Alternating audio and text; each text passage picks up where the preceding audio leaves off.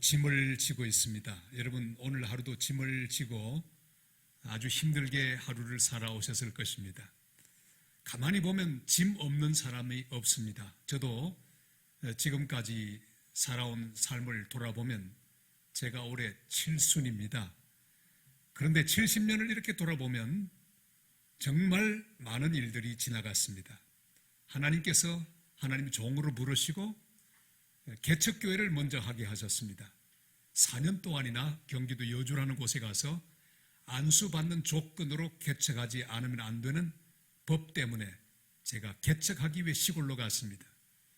4년 마치고 그 다음에 하나님이 다시 또 인도하셔서 칠레 선교사가 되었습니다. 여러분이 앉아있는 땅 파고 들어가면 반대편에 나타나는 지점이 있으니 그곳이 남미 칠레죠. 직접 파보실 필요는 없고요. 땅끝까지 가서 복음을 10년 동안 전했습니다. 열심히 복음을 전하고 세례를 베풀었습니다. 하나님의 교회를 세우고 학교를 세웠습니다. 돌아와서 부산 산성교회, 여러분하고 나이가 꼭 같아요. 또 이북 사람들이 피난와서 세운 교회, 6.25 가운데 114개 교회가 부산에 세워졌는데 그 가운데 하나가 남성교회, 또 우리 산성교회도 그 114개 교회 가운데 포함되는 숫자입니다. 거기 담임 목사로 부임을 해서 지난 23년 동안 열심히 목회를 했습니다. 선교사를 열심히 보내는 목회, 그리고 또한 하나님의 교회를 땅끝까지 세우는 그런 선교 중심적인 목회를 열심히 했습니다. 재미있었습니다. 은혜로웠습니다. 그리고 하나님 은혜 가운데 우리 교회 생기고 70년 만에 처음으로 원로 목사로 또 초대도 받았습니다. 할렐루야. 좀 좋아해 주세요. 남의 일이지만은. 그리고 하나님 다시 보내셔서 부산 장신대학교 총장으로 가게 하셨습니다. 지난 4년 동안 아주 어려운 그런 사역을 했습니다. 학교를 다시 세우는 사역, 일꾼들을 훈련하는 그런 귀한 사역, 정말 힘들고 고달프고 아주 신경을 많이 써야 하는 그런 사역을 마치고 드디어 다 퇴임을 했습니다. 올해 얼마나 기분이 좋은지 몰라요. 짐이 하나도 없는 가운데 오늘 여기 섰습니다. 저는 이제 당회를 하지 않아도 됩니다. 회의가 필요 없습니다. 하나님 말씀을 전하기만 하면 됩니다. 오늘 말씀을 전하는 제 마음은 천국 같은 마음이에요. 왜? 여러분이 은혜 받기만 하면 되니까요. 전에는요, 야 이거 목회를 어떻게 하나, 요거 좀 배워가서 또 이렇게 해봐야지, 머리가 복잡했는데 지금은 복잡하지 않습니다. 그러나 여전히 짐은 있습니다. 총회가 저에게 순회 선교사로 임명을 했습니다. 다음 화요일 날 비행기를 타고 저 LA 거쳐서 과테말라를 거쳐서 쭉 해서 또 돌아와야 합니다. 이 짐이라고 하는 것은 모든 사람에게 있습니다. 여러분 다 짐이 있으시죠? 원래 우리는 사실은 죄악의 짐을 지고 살았습니다. 근심과 걱정의 짐을 지고 살던 존재들이었습니다. 얼마나 어렵고 힘들었던지. 모든 이 땅에 있는 저주의 짐을 우리는 똑같이 졌습니다. 그런데 어느 날 주님을 만났습니다. 주님께서 말씀해 주셨죠. 수고하고 무거운 짐진 자들아 다 내게로 오라. 내가 너희를 쉬게 하리라. 주님께서 우리를 향해 말씀하시고 이제 짐을 바꾸자고 말씀하셨어요. 원래 우리가 진 짐은 죄악의 짐, 근심의 짐, 사망의 짐이었는데 그 모든 짐을 주님 십자가 위에서 대신 지시고 우리에게는 평강을 주시고 기쁨을 주시고 안식을 주시고 소망을 주신 줄로 믿습니다. 여러분, 교회는 어떤 곳이냐? 교환하는 곳입니다. 십자가는 바로 우리의 근심과 주님의 평안을 교환하는 곳입니다. 우리의 죄악과 주님의 칭의를 교환하는 곳입니다. 우리의 마음속에 있는 불안과 주님이 주신 평안을 교환하는 곳입니다. 여러분 오늘 밤에 다 바꿔 가시기를 바랍니다.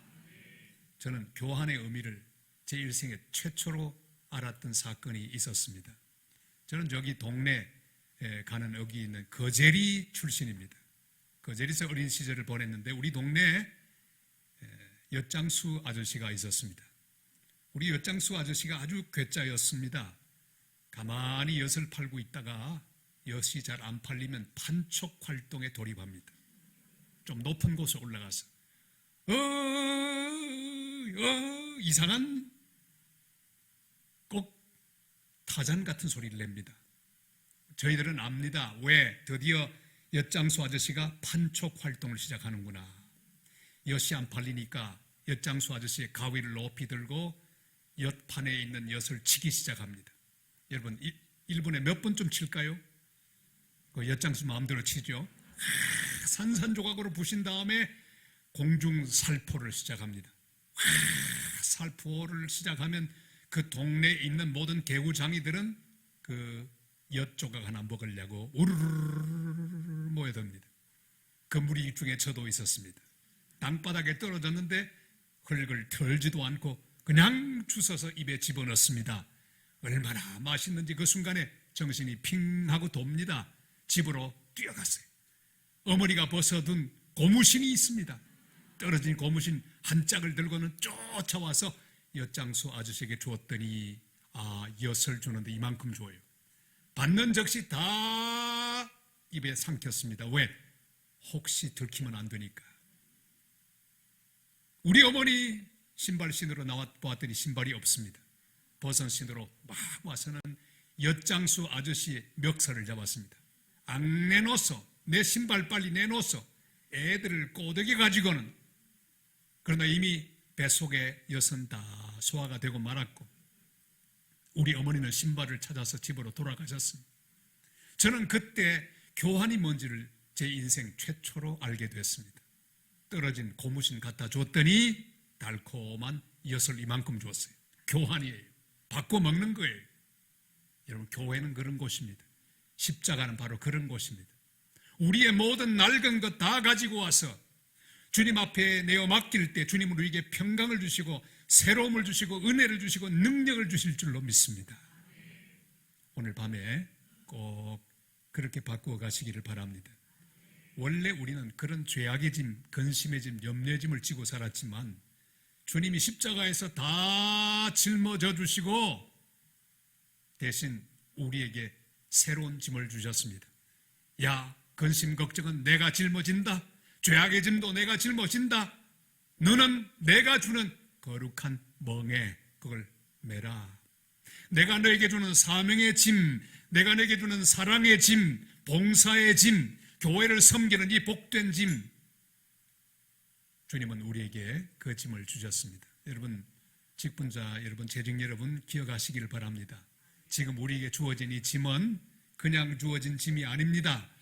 주님께서 다 대신 짊어지신 우리의 죄악의 짐, 근심과 염려의 짐, 걱정의 짐, 이 모든 짐은 주님이 지셨고 주님이 우리에게 사명으로 주신 거룩한 멍에인 줄을 믿습니다. 아무나 지는 짐이 아니죠. 이것은 특별한 사람만 집니다. 여러분, 아무나 남성교회 재직되는 거 아닙니다. 하나님이 선택하신 사람만, 하나님 여기 보내주신 사람만 뽑아서 세워주신 줄을 믿으시기를 바랍니다. 아무나 하는 게 아니에요. 아무렇게나 하는 게 아닙니다. 하나님이 선택한 사람. 여러분, 레위인 하나님이 택하셨습니다. 거룩한 짐, 하나님의 언약궤를 옮기는 책임을 주셨는데 아무나 매게 하지 않았습니다. 힘 세다고 주지 않았고 돈 많다고 공부 많이 했다고 그 짐을 질 기회를 주시지 않았습니다. 오직 레위인에게만 허락하신 거룩한 멍에입니다.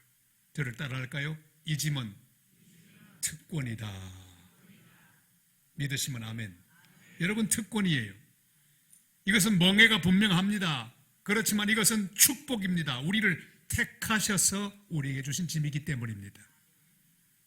제가 신학교를 마치고 우리 합동통합은 장신대, 총신대가 꽃같이 기수가 내려갑니다. 저는 76기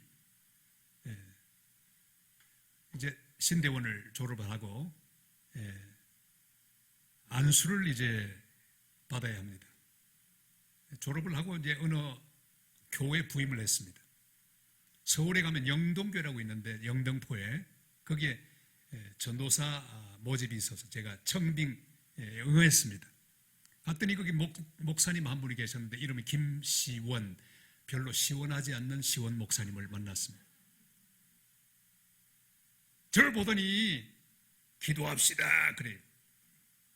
하나님 아버지, 오늘 허전도사를 만났습니다. 허전도사 청빙하는 것이 하나님 뜻이면 자꾸 좋아지게 하시고, 하나님 뜻이 아니면 꼴도 보기 싫게 하옵소서. 예수님의 이름으로 기도합니다. 얼마나 웃기는지 혀를 깨물었습니다. 안 웃으려고. 근데 한참 대화를 나누다가 자꾸 좋아진다. 이번 주일부터 출근해라. 그리고 그 교회 전도사가 되었습니다. 600명 정도 모이는 교회였는데요. 그러면 부목사님은 한 2분 정도, 또 파트 전도사님 한 3분 정도 보통 있어야 돼요. 여전도사님 한 1분 내지 2분 정도. 갔더니 아무도 없고 저 혼자밖에 없는 거예요. 왜? 돈 아끼려고. 큰일 났습니다. 그때부터 제가 다 하는 거예요. 주일날 아침에 일찍 가면 우선 유치부부터 설교합니다. 여러분, 유년부, 초등부, 중등부, 고등부, 청년부까지 하루에 7번씩 설교합니다. 얼마나 힘든지. 그리고 새벽 기도도 제가 설교를 하고 주일 저녁 예배도 하고 철야도 하고요. 월요일부터 쉬는 날도 없이 신방을 하는데 하루에 37집까지도 했어요. 이건 기네스북에 오르지 않아서 그렇지. 기록입니다. 37집. 하루 종일 하다 보니까 나중에는 내가 무슨 말을 하는지 모르겠어요. 제일 마지막 집은 어떤 할아버지 집이었는데, 할아버지 그렇지 않습니까? 할아버지 주님이 함께 하십니다. 할아버지 하다 보니까 말이 헛나오기 시작했습니다. 기도합시다. 할아버지 하나님 그랬어요.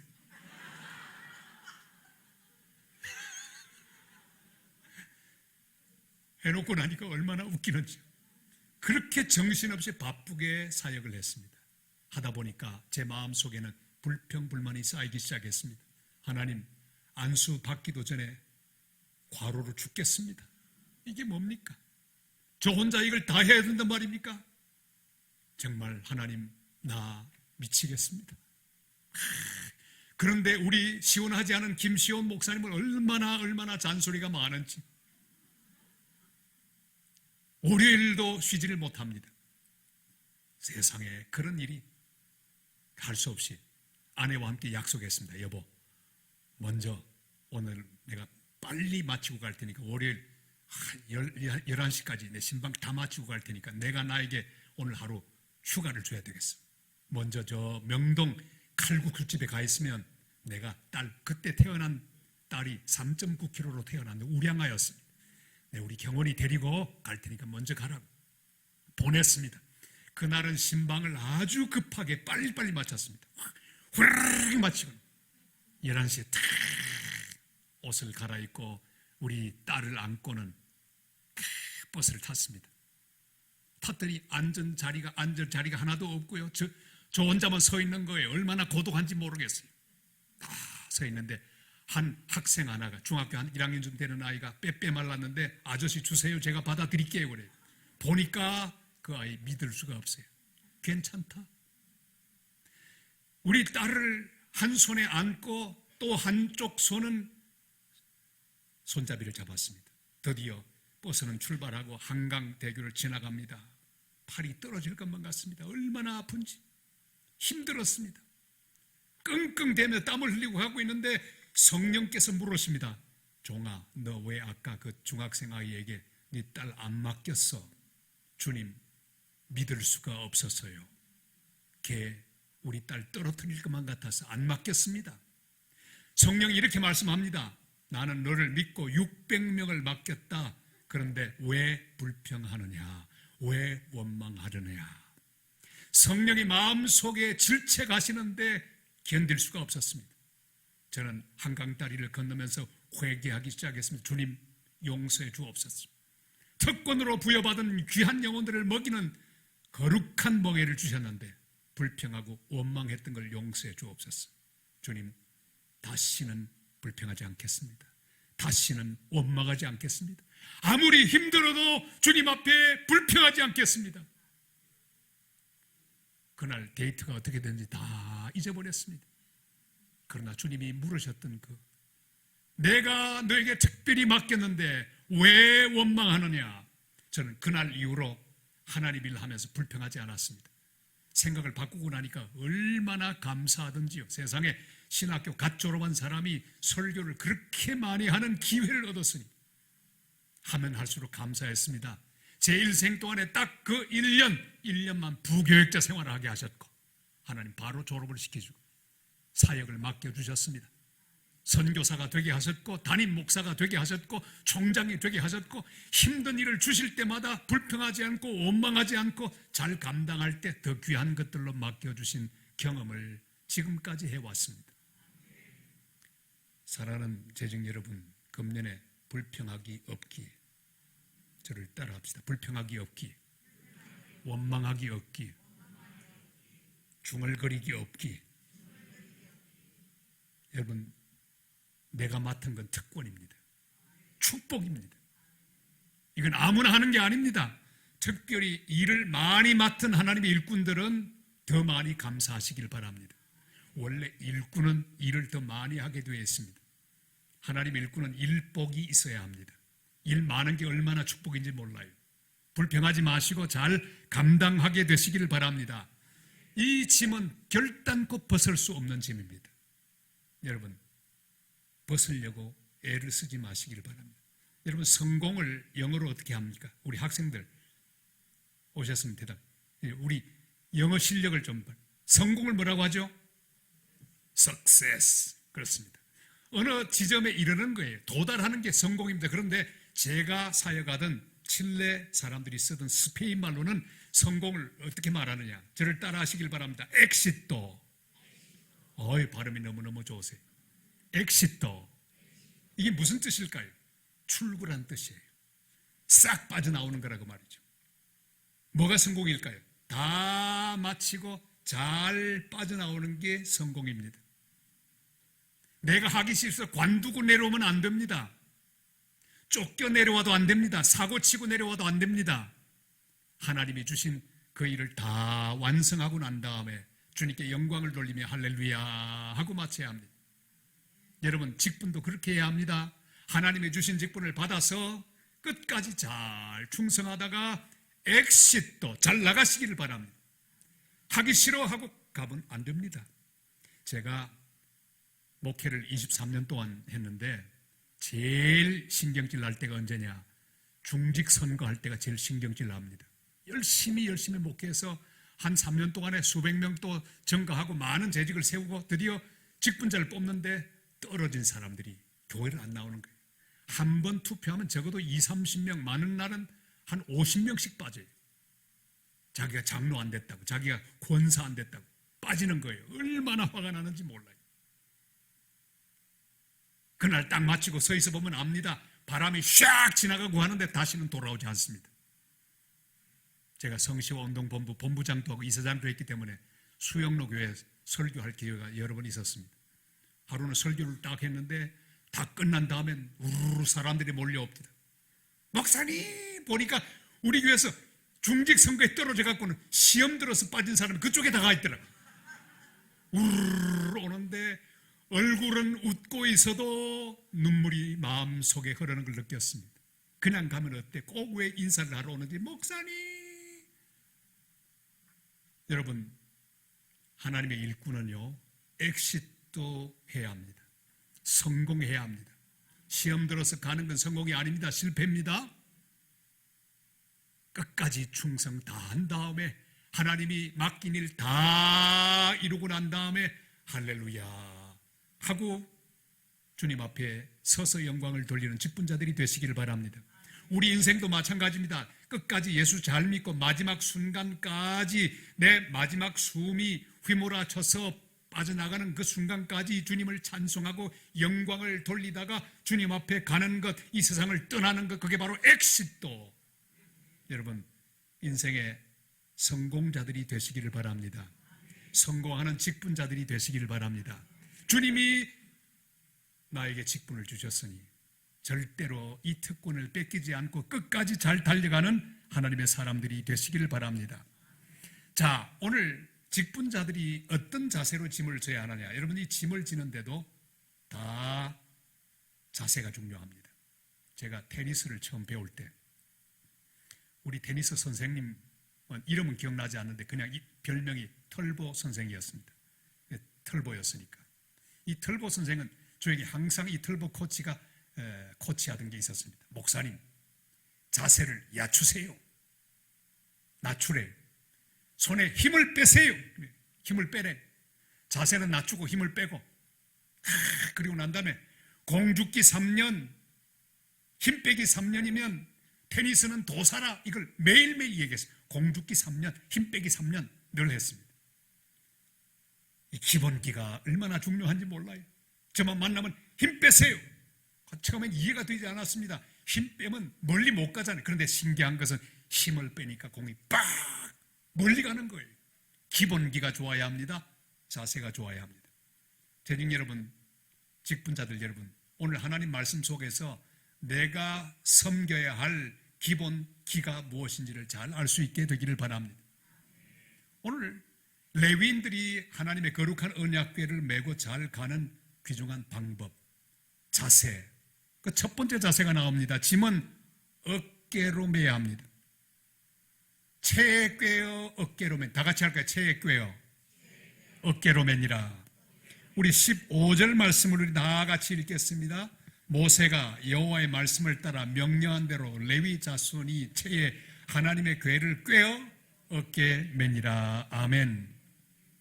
여러분, 우리가 잘 알듯이 이 언약궤는 그냥 번쩍 손으로 드는 게 아닙니다.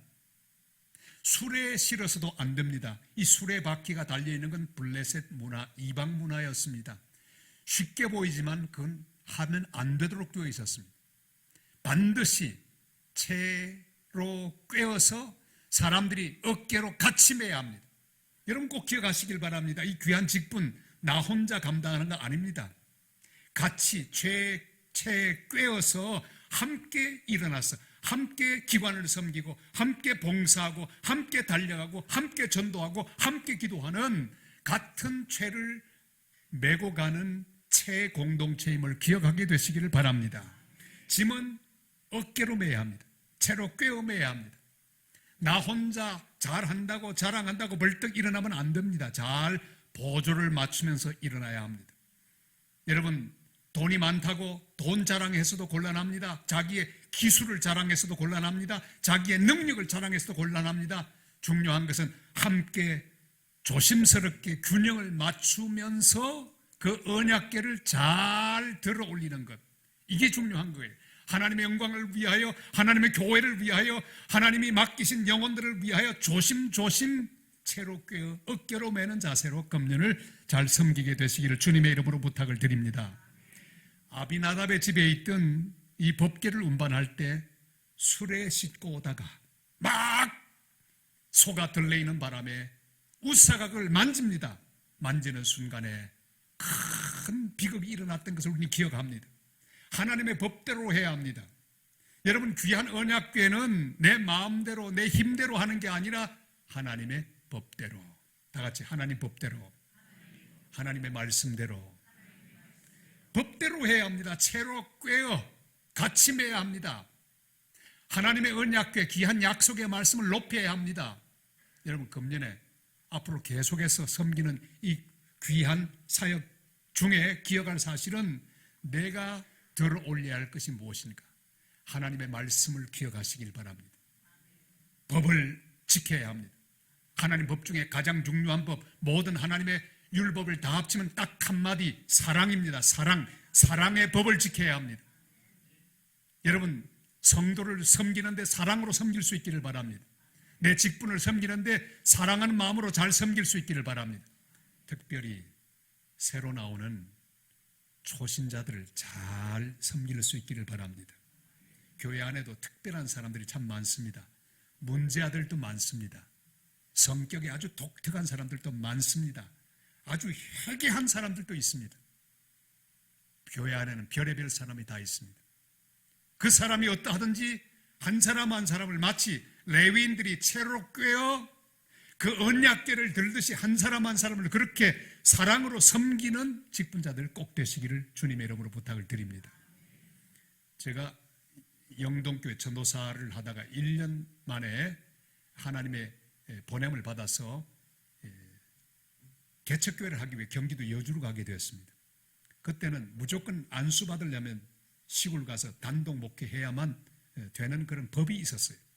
저는 안 가려고 하고 있었는데 그만 그때부터 목이 막혀서 물도 마시지 못하고 밥도 먹지 못하는 그런 지경이 되고 말았습니다. 얼마나 힘든지 버텼습니다. 하나님, 시골 가기 싫습니다. 정말 그때는 시골 가기 싫었거든요. 왜? 시골 한번 가면 시골 목사가 되잖아요. 도시로 나오기 어렵잖아요. 그땐 제 수준이 그랬습니다. 안 가려고 버텼습니다. 왜? 서울에 있으면 다른 편법이 있어요. 성경학교 교사하면 되니까. 그거 하려고, 미션학교의 교사 그거 하려고 기다리고 있었습니다. 그런데 하나님이 경기도 여주로 보내는 거예요. 안 가려고 버텼습니다. 하루 버텼습니다. 밥을 못 먹었습니다. 이틀, 3일 동안 물도 못 마시고 밥도 못 먹었어요. 3일 만에 항복했습니다. 하나님, 가면 안 됩니까? 가겠습니다. 참 신기한 게 하나님 앞에 가겠다고 순종을 약속하고 손을 들었을 때 뻥 하더니 그냥 물이 넘어가기 시작했습니다. 그리고 밥도 넘어가기 시작했습니다. 지금 물이 넘어가는지 제가 한번 시험하겠습니다. 할렐루야. 잘 넘어가네요. 그렇게 경기도 여주로 가서 개척을 합니다. 2명을 가지고 개척을 하는데 600명 두고 설교하다가 2명밖에 없으니까 얼마나 어려운지 열심히 했습니다. 30명이 됐어요. 교회가 성장하고 붐했습니다. 신났습니다. 그런데 그리고 그 교회가 하나님 은혜 가운데 전세로 있던 그 교회가 그 지역에 있는 이단들이 버리고 간 그 전도관이 버리고 간 그 교회 그걸 다 샀습니다. 사가지고 다 수리해서 하나님의 성전으로 새롭게 세우고 하나님 앞에서 헌당하게 됐습니다. 얼마나 신나든지 교회가 자립했습니다. 그런데 여러분 참 신기한 것은 하나님의 종은 마귀처럼 목회해도 좋아하는 사람이 있고 천사처럼 해도 싫어하고 반대하는 사람이 있다는 사실을 알았습니다. 드디어 입당 예배를 드리는 그날, 세상에 한 10명 정도의 우리 교인들이 당을 지어서 저를 찾아왔습니다. 딱 찾아오더니 목사님, 할 말이 있습니다. 목사님의 문제점 10가지 이러면서 손을 꼽는 거예요. 첫째, 둘째, 셋째. 듣는데 얼마나 화가 나는지 몰랐어요. 저는 정말 희생적인 자세로 시골로 내려와서 모든 걸 다 포기하고 열심히 해서 하나님 교회를 번듯이 세웠는데 자립도 하고 선교하는 교회도 되고 부흥하는 교회가 되었는데 10명 정도의 사람이 반대하는 당을 만들어서 저를 공격하는 거예요. 마음속으로 순간적으로 이런 생각이 들었습니다. 확 해버려. 제가 키도 제일 컸고요. 공부도 제일 많이 했고 싸워도 제가 이길 것만 같았어요. 소리를 한번 확 지르려고. 왜? 제가 성격이 MBTI 하면 ENFP거든요. 스파크형. 하려고 하는데 순간적으로 제 속에서 성령께서 급하게 이렇게 말씀하셨습니다. 경상도 말로 들려왔습니다. 수구리. 급하게 들려왔습니다. 참 놀라운 것은 그때 기적이 일어났습니다. 그렇게 고함을 지르려고 막 하고 있던, 혈기를 내려고 하고 있던 제 입에서 이렇게 말이 나왔습니다. 집사님들, 방금 하신 모든 말씀들 주님이 저에게 하신 말씀으로 받겠습니다. 제가 10가지밖에 없겠습니까? 더 많습니다. 더 부족합니다. 더 열심히 목회하겠습니다. 이 사람들은 저를 다 이미 파악하고 김집사, 박집사, 이집사가 다 짰습니다. 큐시트를 다 만들어가지고는요. 이렇게 말하면 제가 이렇게 나올 것이고 그럼 박집사가 이렇게 받아칠 것이고 해서 마지막에 끝장내자, 이게 자기들의 각본이었습니다. 그런데 처음으로 훅이 들어왔는데 저는 그냥 싹 낮춰버리니까 미스프로를 내고 말았습니다. 허공을 가르는 그 사람의 손 중심이 흩어지고 말았어요. 적은 여지없이 무너지고 말았어요. 저는 그때 죽음의 의미가 뭔지를 알았습니다. 나를 낮춘다는 의미가 뭔지를 알았습니다. 오래 낮추지도 않았습니다. 잠깐 동안 나를 숙이고 잠깐 동안 그 성도들을 높이며 하나님의 사랑의 법을 높이는 그 짤막한 순간 동안에 성령이 그들을 만져주셨습니다. 놀라운 것은 그 가운데 한 사람이요, 흑 하고 우는 거예요. 우는 대목이 아닌데도 우는 거예요. 왜? 그걸 직접 보고 성령의 타취를 경험했기 때문이에요. 그리고 그날 밤부터 온 교회 성도들이 모여서 울고불고 통에 자복하는 그런 집회가 시작이 되었습니다. 놀라운 일이 벌어졌습니다. 교회는 새롭게 부흥했습니다. 그리고 반대당 괴수였던 장 집사님, 그 집사님은 시간이 흐른 다음에 뭐가 됐을까요? 하나님은 그를 불러주셨어요. 그리고 목사가 됐습니다. 그 장 집사 부인은 저를 많이 괴롭히던 사람이었어요. 뭐가 됐을까요? 사모가 됐어요. 얼마나 속이 시원하던지. 개척교회 목사 안수 받는 날 제게 전화가 왔습니다. 목사님, 참아주셔서 감사합니다. 목사님 때문에 저도 목사가 됐습니다. 그 천안에서 목회를 잘하고, 그 아들 결혼식도 제가 주례를 해서 지금 저 호주에서 목회를 잘하는 목사가 되었습니다. 제가 선교사가 되어 갔을 때 편지가 왔습니다. 예수님 다음으로 두 번째로 존경하는 목사님에게. 닭살이 막 돋아. 한 게 별로 없는데. 사랑하는 재정 여러분, 왜 여러분을 세운지 아십니까? 잘 죽으라고요, 잘 낮추라고요, 잘 숙이라고요. 옆에 있는 우리 성도들에게 말씀해 주시기를 바랍니다. 수구리. 저를 따라합시다. 내가 죽어야 교회가 산다. 내가 죽어야 구역이 산다. 내가 죽어야 우리 기관이 산다. 여러분, 잘 죽으라고 여러분을 불러주셨습니다. 잘 죽으시길 바랍니다. 여러분이 올릴 것은 하나님의 언약궤, 사랑의 법입니다. 귀한 영혼들 맡겨주셨습니다. 말도 안 되는 소리를 하는 사람이라도 무시하지 마시고, 내가 보기에 아주 우습게 보이는 사람이라도 우습게 보지 마시고 사랑으로 섬길 수 있기를 바랍니다. 나는 죽고 주님의 법을 높이시기를 바랍니다. 그러면 하나님의 거룩한 영광이 여러분을 통해 하나님의 교회를 덮게 될 줄로 믿습니다. 또 한 가지 중요한 자세가 있습니다. 몸을 성결하게 해야 합니다.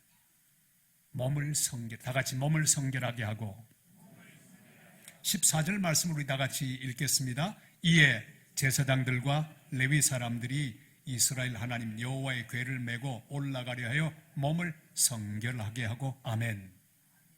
거룩한 그릇이라야 주님이 계속 쓰십니다. 여러분, 큰 그릇 되려고 생각하지 마시고 깨끗한 그릇 되려고 애쓰시길 바랍니다. 깨끗한 그릇 되기를 힘쓰면 주님이 계속해서 쓰실 것입니다. 우리가 기도할 때 잘못 기도하는 게 많습니다. 주여, 큰 그릇 되게 하옵소서. 우리 아들 큰 그릇 되게 하옵소서. 그렇게 기도하지 마시고, 주님, 저로 하여금 깨끗한 그릇 되게 하여 주시옵소서. 우리 아들 우리 딸 깨끗한 그릇 되게 하여 주시옵소서. 잘못하면요 기도를 잘못할 수 있습니다. 저는 목회하면서 늘 했던 게 있습니다. 1부, 2부, 3부, 4부 설교를 하면서 그 전에 항상 저는 제 방에 들어가서 회개 기도를 합니다. 주님, 저의 모든 허물과 죄악들을 깨끗하게 주의 보혈로 씻겨 주시옵소서. 1부 끝나면 또 들어가서 또 기도합니다. 왜 그럴까요?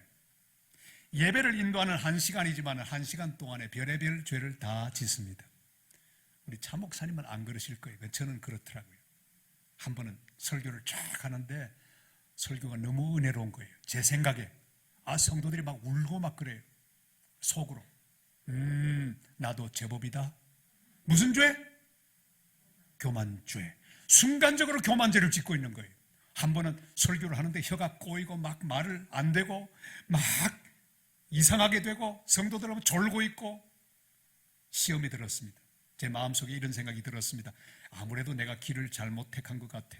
무슨 죄? 실망죄. 여러분, 예배드리는 1시간도 별의별 죄를 다 지을 수 있습니다. 한 번은 설교를 하고 있는데 어떤 성도하고 눈이 마주쳤는데 이 성도는요 다른 사람들, 새로운 성도들, 일 잘하는 성도들 시험 들게 하는 전문가예요. 이분만 만나면 시험 들어. 얼마나 미운지 모르겠어. 딱 보는 순간에 찡 하고 마치 전류에 감전되듯이 미움이 저를 확 찔렀습니다. 저 인간, 다른 사람 다, 그 사람이 1년 동안에 교회를 떠나게 만드는 사람이 한두 사람이 아니에요. 10명도 넘어. 근데 자기는 절대로 안 가. 얼마나 화가 나는지. 찡 하고 전류가 오는 거예요. 욱 하고 막 올라왔습니다. 무슨 죄? 미움죄. 여러분, 그래서 저는 회개합니다. 주님 용서하여 주옵소서. 불쌍히 여겨 주시옵소서. 그릇을 깨끗하게 비우지 않으면 하나님 은혜를 담아주지 않습니다. 그래서 우리는 회개 전문가가 되어야 합니다. 여러분은 다 하나님이 인정하시는 공인 회개사들이 되시기를 바랍니다. 회개를 전문적으로 하는 사람들이 되시기를 바랍니다. 잘못하면 회개하지 않고 그냥 하면 내 속에 있는 모든 것들이 그대로 드러납니다. 대표 기도를 할 때도 회개하고 하시길 바랍니다. 주여, 이 죄인이 오늘 대표로 기도하게 되었습니다. 제가 총장으로서 전국을 다 다녔거든요. 선교사로 전 세계를 다녔어요. 대표 기도하는 기도를 많이 들었습니다. 특별히 총장하면서 여기저기 서울, 부산, 대구 뭐 이런 데 다 다녔어요. 그런데 기도하는 사람들 다 들어보면요, 기도를 하는데 어떤 분은요, 하나님 앞에 설교하고 있어요. 성도들 앞에 웅변하고 있어요. 우리는 이렇게 살아야 되겠습니다. 우리는 겸손해야 되겠습니다. 이러면 되겠습니까? 막 이러고 막 기도해요. 보니까 이분은 기도를 하는데 기도를 통해 자기를 과시하는 거예요. 얼마나 가슴이 아픈지. 여러분, 대표 기도를 맡은 사람들은 먼저 회개하시길 바랍니다. 주여, 이 죄인이 성도를 대표하여 기도합니다. 불쌍히 여겨주시고 십자가의 보혈로 씻기시며 십자가 뒤에 저를 감추어 주시옵소서. 이렇게 하고 기도를 준비하면 얼마나 은혜가 되는지 몰라요. 반주도 마찬가지입니다. 그냥 치지 마시고 먼저 주님 앞에 회개하시길 바랍니다. 나 같은 죄인이 주님의 은혜로, 거룩한 하나님의 은혜로 복된 음악, 찬양으로 영광을 돌리게 되었습니다. 주님의 도구 되게 하옵소서. 우리 교회 반주자가 있는데 반주를 잘해요. 하루는 들어보니까 손가락만 반주하는 게 느껴져요. 마치고 난 다음에 자매님, 오늘 찬송을 그렇게 했는데 그렇게 하지 말고 하나님 앞에 먼저 기도하고 회개하고 주님의 십자가 은혜를 생각하면서 다음 주에는 한번 해보라고. 목사님, 한번 그렇게 해볼게요. 그 다음 주일날 찬양을 연주하는데 헌금 시간에 얼마나 은혜로운지 몰라요. 달라요. 찬양 인도를 하는 분도 마찬가지입니다. 독창하는 분도 마찬가지입니다. 잘못하면요, 난 노래 잘하지, 돈 많이 들었다, 자기의 발성을 자랑하고 기교를 자랑하고 자기 노래를 자랑하는 그런 동기가 내 속에 나도 모르게 나타날 수 있습니다. 그래서 회개해야 되는 거죠. 뭐든지 마찬가지예요. 우리 교회 한 번은 주차 관리 요원들 모임이 있었습니다. 주차 관리 요원. 여러분, 교회에서 가장 은혜가 풍성한 곳이 어딘지 아십니까? 남성교회도 마찬가지예요. 은혜 풍성한 곳 어딘지 압니다. 주차장이 제일 많아요. 왜? 은혜 많이 받고 나오다가 차 빼다가 그만 거기다 쏟아버리, 은혜를 수북수북 합니다. 주차장 주변에 아주 은혜가 많이 떨어져 있어요. 왜? 주차 관리하는 사람들도요, 못 참습니다. 우리 교회도 한 분이 주차 관리하다가 어떤 분이 차를 딱 대놓고는 어디를 가버렸어요. 얼마나 화가 났는지 그냥 스티커도 아닌 본드를 발라가지고는 이야. 그래서 제가 관리 요원들에게 그렇게 가르쳤습니다. 집사님들, 우리의 모습대로는 못합니다. 우리는 죄인입니다. 우리 회개해야 합니다. 주님, 이 부족한 것이 오늘 주차 관리를 맡았습니다. 인내를 주시옵소서. 주님의 보혈로 덮어주시옵소서. 주님, 오늘도 혈기 부리지 않게 하시고 잘 견디고 잘 섬기게 하옵소서. 이렇게 하고 주차 관리를 하면요, 얼마나 은혜로운지 몰라요. 사랑하는 여러분, 몸을 성결케 하라. 주님 말씀하셨습니다. 깨끗한 그릇이 되어야 합니다. 그릇을 깨끗하게 비우면 하나님이 거기에 담아주십니다. 제가 칠레 선교사가 되어서 거기 칠레까지 가서 복음을 전하고 있었습니다. 열심히 복음을 전하는데 문제는요, 김치가 먹고 싶어서 아주 금단 현상이 나타나는 그런 순간이 있습니다. 한국 사람은 김치 안 먹으면 못 삽니다. 그런데 제가 일하던 그 나라는 남미 칠레이기 때문에 김치를 먹을 수가 없어요. 아주 먹고 싶을 때는 방법이 하나 있는데, 그 중국 음식점에 가면 비슷한 음식이 있습니다. 하루는 아이들 데리고 집사람과 함께 갔습니다. 그런데 이상해요. 그릇이 나왔는데 이빨이 빠진 거예요. 그릇, 접시 이빨이 빠졌어요. 얼마나 화가 나는지 사장을 불렀습니다. 뭐시오? 그 왜 이빨 빠진 그릇을 나한테 주는 거예요. 당장 바꿔오시오. 그랬더니 이 중국집 사장이 끌끌 웃으면서, 선생님, 그 화내지 마시고 제 설명을 좀 들어보십시오. 우리 중국 사람들 이빨 빠진 그릇으로 먹으면 아주 복이 많이 들어온다고 생각합니다. 이 많은 사람들이, 얼마나 많은 사람들이 이 그릇을 사용했으면 이빨이 빠졌을까요? 그러니까 이것으로 먹으면 복 많이 받습니다. 그러니까 아무 말씀도 하지 마시고 드시고 복 많이 받으세요. 그래요. 말이 되더라고요. 그 그릇을 보고 이렇게 밥을 먹는데 저도 모르게 이런 기도가 나왔습니다. 주님, 제가 이빨 빠진 접시가 되어도 좋습니다. 그러나 다시 쓰임받는 깨끗한 그릇만 되게 하옵소서. 이빨이 빠져도 좋사오니 또 쓰임받게 하여 주시옵소서. 저는 여러분들이 일회용 종이컵이 되지 않기를 축복합니다. 교회도 일회용이 많아요. 저도 많이 경험이 있습니다. 일을 맡기면요, 좀 하다가 싫으면 나와서 그냥 안 하겠다고 합니다. 특별히 주방 관리, 주방 맡은 사람들은 왜 그렇게 불평이 많은지 몰라요. 조금 하다가 와서는, 목사님, 나 안 할래요. 왜 나만 일합니까? 저 김집사도 안 하고. 그만두겠다 그래요. 제가 그렇게 말합니다. 집사님, 그만두고 싶으세요? 그러면 누가 임명했나요? 그야 뭐 하나님이 하셨죠. 그럼 하나님 앞에 가서 사표 내세요. 저한테 내지 말고. 여러분, 하나님 앞에 사표 내면 하나님이 하실 말씀 딱 하나밖에 없습니다. 하나님 이렇게 말씀하실 거예요. 그래, 김집사, 그만두고 싶나? 푹 쉬게 해줄까? 따라하세요. 푹 쉬게 해줄까? 푹 쉬게 해줄까? 여러분, 하나님이 푹 쉬게 해주시면요, 우리 아무것도 못합니다.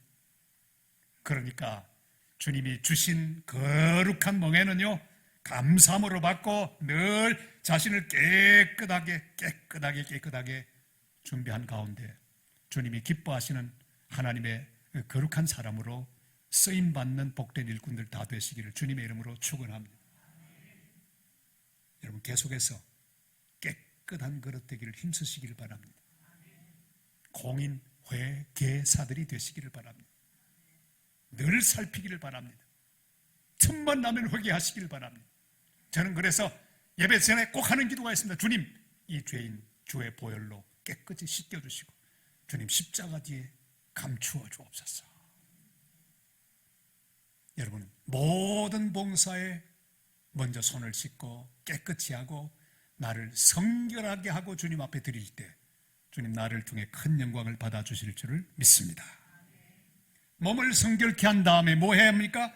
하나님이 마련한 곳으로 옮기라고 말씀합니다. 다 같이, 하나님이 마련한 곳으로. 옛날 번역은 하나님이 예비한 곳으로 그렇게 되어 있습니다. 한번 같이 할까? 하나님께서 예비한 곳으로, 하나님이 지시하는 곳으로. 12절 말씀 우리 다 같이 읽겠습니다. 12절 말씀 다 같이요.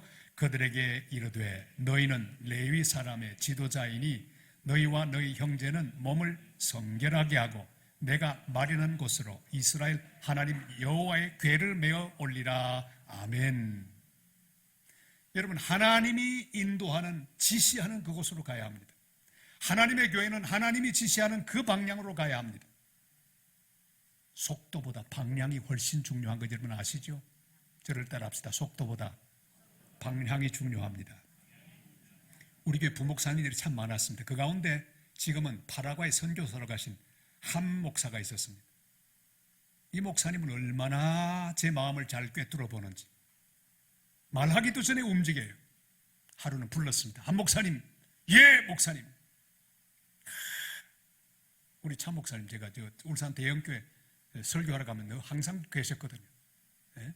그리고 부산 오신 거 보니 얼마나 반가운지 몰라요. 마치 우리 한 목사님 얼마나 제 말을 열심히 듣고 배우려고 하는지. 그리고 하루는 불렀습니다. 그래 딱 서더니 목사님 어떻게 할까요? 제가 반쯤 이야기하니까 이 한 목사님은 벌써 뛰기 시작했습니다. 말을 마치기도 전에 막 뛰어갑니다. 한참 있다가 돌아왔습니다. 근데 목사님 어디로 가야 되지요? 그래요. 여러분 무조건 뛴다고 제 일이 아닙니다. 바른 방향으로 가야 합니다. 하나님이 지시하는 곳으로 가야 합니다. 하나님의 마련한 곳, 하나님이 예비한 곳으로 꼭 가셔야 합니다. 그렇지 않으면 하나님의 영광을 이룰 수가 없습니다. 하나님 원하는 방향으로, 주님이 원하는 방법으로 일해야 합니다. 내 삶의 방향이 어디로 가고 있는가? 여러분, 하나님의 교회는 정말 방향이 중요합니다. 제가 선교사를 마치고 1996년에 제가 43살 되던 그해 저는 부산 산성교회 담임 목사로 왔습니다. 오랫동안 큐티하고 준비하고 기다리고 있었는데 하나님께서 말씀해 주셨어요. 선교적 목회를 하면, 선교사를 보내고 하나님의 교회를 열방에 세워나가는 선교적 목회를 하면 교회의 일은, 부흥은 오히려 경한 것이 되겠다고 약속해 주셨습니다. 약속을 붙들었습니다.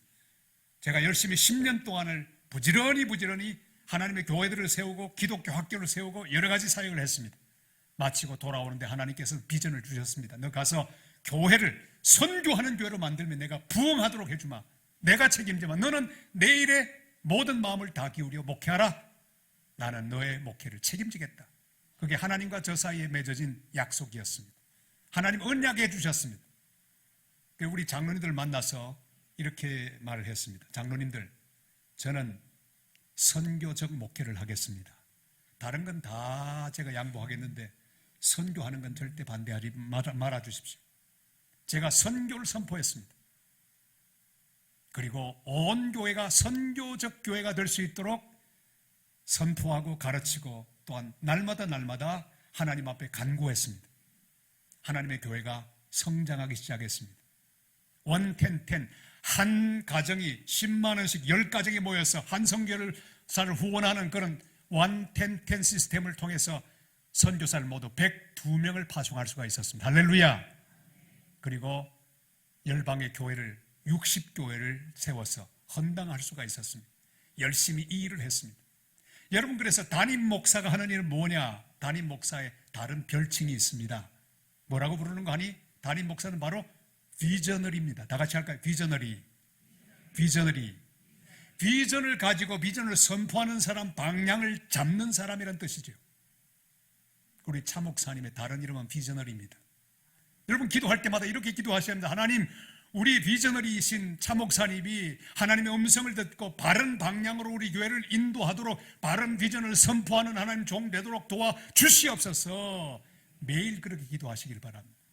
저는 비저너리가 되어서 부임하자마자 선포했습니다. 선교를 선포했습니다. 그랬더니 우리 장로님들은 다 뭐가 됐을까요? 미셔너리들이 됐습니다. 그 비전을 내 비전으로 삼고 열심히 그 일을 할 수 있도록 일하는 미셔너리들이 되어 주었습니다. 여러분, 교회가 어려워지는 이유는 뭘까요? 비저너리가 많으면 교회가 어려워집니다. 사공이 많은 배는 어디로 올라가지요? 산으로 올라가게 되어 있습니다. 하나님은 교회를 비저너리의 비전을 통해서 선포하게 하십니다. 비저너리 하나가 방향을 잡습니다. 비저너리라고 하는 것은 토의를 통해 이루어지는 게 아닙니다. 여러 시간 걸친 공부를 통해 비전이 생기는 것도 아닙니다.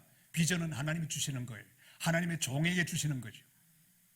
제게 주신 비전을 선포할 때 우리 부산 산성교회, 이 산성교회 이름은 별명이 따로 있었는데 목사의 무덤이었습니다. 목사의 무덤. 하도 시끄럽고 하도 싸움 많이 하고 목사님들이 다 쫓겨났습니다. 전부 쫓겨났어요. 제가 70년 만에 첫 원로 목사가 됐습니다. 별로 안 놀라시네요. 좀 놀라주세요. 얼마나 시끄러운 교회였던지. 비전너리가 너무 많아서 그래요. 너도 나도 한마디씩 다 하는 거예요.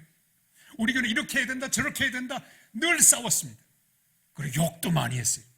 부산 사람들은 입이 아주 겁니다. 욕을 얼마나 잘하는지 몰라요. 부산 말 자체가 좀 짧고 톤이 높아요. 됐다고 막 차라 막 회의를 하면 막 싸웁니다. 그러니까 교회마다 분쟁이 많은 교회들이 참 많습니다. 그러나 하나님께서 비전너리인 저의 위치를 가르쳐 주셨습니다. 교회가 인정해 주셨습니다. 제가 부임했을 때 싸우는 교회였습니다. 우리 교회 코앞에다가 전임 목사님이 교회를 분리시켜서 교회를 개척한 상태에 제가 부임했습니다. 상처가 많은 교회였습니다. 그러나 비전너리와 함께 온 교회가 한 방향으로 쫙 달려갔을 때 70년 만에 처음으로 원로 목사도 되고 교회가 부흥했습니다. 제가 왔을 때보다 몇 배 부흥해요. 하나님 기뻐하는 선교 중심의 교회가 된 줄로 믿습니다. 하나님이 이미 3년 전에 우리 차우진 목사님을 보내주셨습니다. 비전너리로 보내주셨어요. 목사님을 잘 돕는 방법은 간단합니다. 여러분이 기도하는데 비전너리 역할을 잘 하도록 기도해 주시기를 바라고 비전너리가 될 수 있도록 도와주시기를 바랍니다.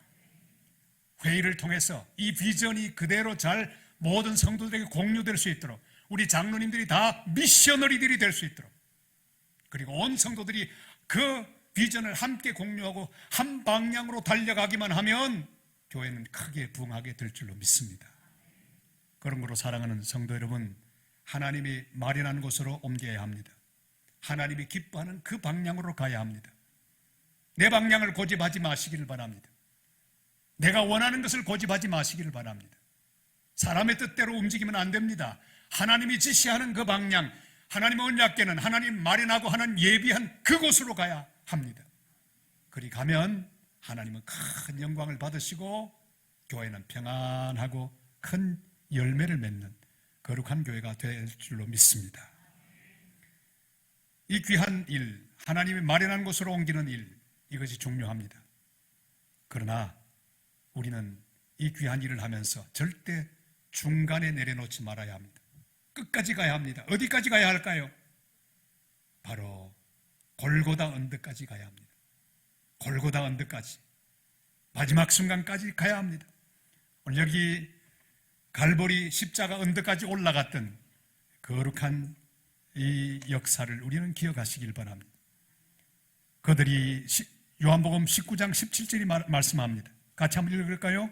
그들이 예수를 맡음에 예수께서 자기의 십자가를 지시고 해골이라는 곳에 나가시니 그들이 거기서 예수를 십자가에 못 박을새 다른 두 사람도 그와 함께 좌우편에 못 박으니 예수는 가운데 있더라. 아멘.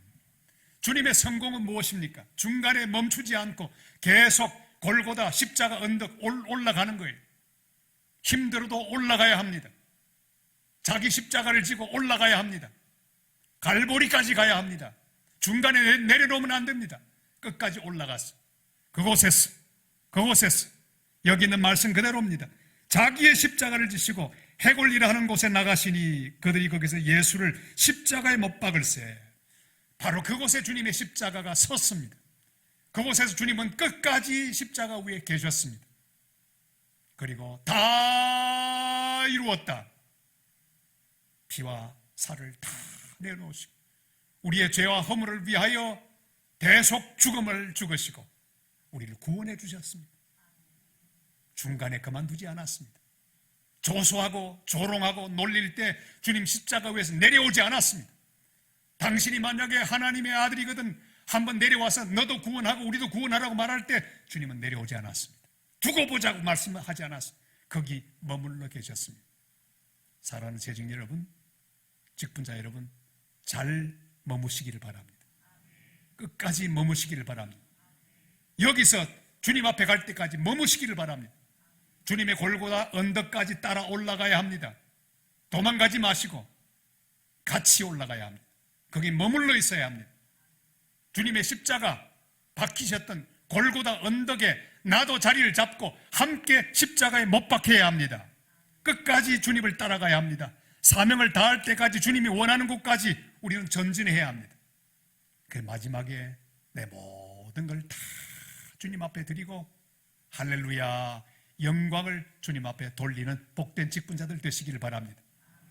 저는 마음에 소원이 있습니다. 그동안 여러 가지 일을 했습니다. 개척교회도 했고요, 선교사도 했고, 담임 목사도 했고, 원로 목사도 되었고, 총장도 했습니다. 그런데 지금 하나님 다시 주신 이 순회 선교사 아내와 함께 다음 화요일 날 이제 출발합니다. 저희들의 소원이 있습니다.